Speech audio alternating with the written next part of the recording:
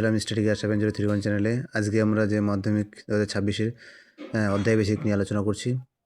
Suggestion ঘটনার পর্ব থেকে এই অধ্যায় থেকে টোটাল নম্বর থাকবে আমাদের 5, 1-এর 2 থাকবে আর 3-এর 1টা।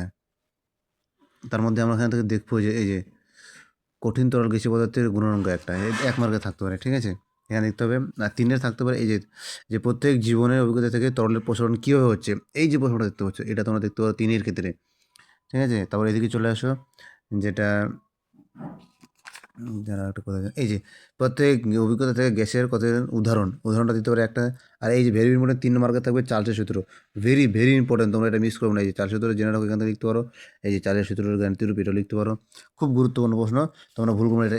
ওই প্রশ্নটা খুব গুরুত্বপূর্ণ, খুবই একবারে এই কটাই প্রশ্ন তোমরা দেখো এখান থেকে। আর এখান থেকে থাকতে পারে যে তাপের পরিবাহিতার কোন কোন ভরের উপর নির্ভরশীল, এই প্রশ্নটা তোমরা দেখতে পারো উপরে, ঠিক আছে। এই কটা দেখো, এর মধ্যে দিয়ে কোন হবে। এরকম ভিডিও পেতে চ্যানেলের পাশে থেকে লাইক সাবস্ক্রাইব করো, ঠিক আছে।